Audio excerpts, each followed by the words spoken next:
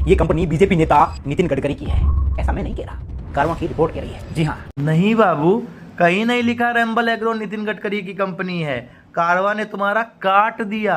दूसरी चीज, फर्जी सर्टिफिकेट तो है ही नहीं, क्योंकि सर्टिफिकेट ही नहीं है, फर्जी कहां से होगा। मजिस्ट्रेट ने यह बोला कि अलीगढ़ वाला सर्टिफिकेट तो ठीक है, लेकिन जो हैदराबाद से हेल्थ सर्टिफिकेट होना चाहिए था वो कहां है। तीसरी चीज ये बोला गया कि जो ई वे बिल जनरेट होना चाहिए था वो हैदराबाद से होना चाहिए था, नागपुर के थ्रू कैसे हो रहा है ये बोला गया। चौथी चीज, जो रैम्बल एग्रो है उसने कोऑपरेटिव से लोन लिया है जिसमें आपके नितिन गडकरी के कनेक्शन है। इसका मतलब ये थोड़ी है कि वहां पर लोन लेने वाली कंपनी से भी हमारे कनेक्शन हो जाएंगे।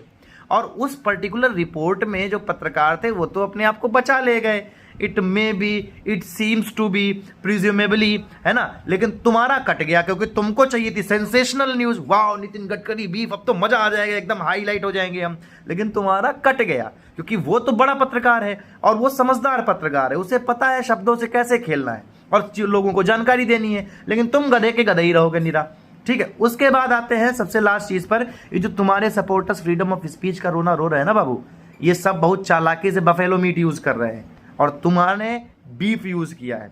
साथ ही आते हैं रैम्बल एग्रो हो चाहे मिथिर इंटरनेशनल हो जो कि शारजा बेस्ड कंपनी है, दोनों ने स्पेसिफिकली मेंटेन किया हुआ है कि इंडिया से हम कारा बीफ को ही एक्सपोर्ट करते हैं।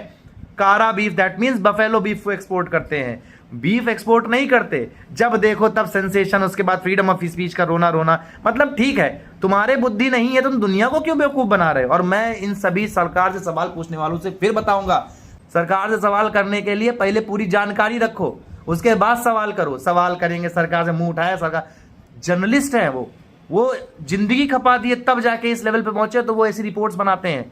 तुम लोग बस कैमरा उठाए, आई एम जर्नलिस्ट, मैं सरकार से सवाल पूछूंगा, मेरा अधिकार है। तुम्हारी सरकार ऐसी की तैसी कर देगी बजा बजा के, समझे। तो पहले समझदार बनो, जानकारी इकट्ठा करो और वास्तविक जानकारी इकट्ठा करो जो धरातल पर हो, फिर जाके न्यूज बनाओ, तब जाके तुम्हारी भी सुनी जाएगी और जनता भी तुम्हारी बात को मानेगी। सेंसेशनल न्यूज से कभी भी सरकारें नहीं पलटा करती, इस बात को समझ के रखो। ऊपर से 50 करोड़ के 500 करोड़ के डिफेमेशन अलग से आते हैं। धन्यवाद, जय हिंद, जय भारत।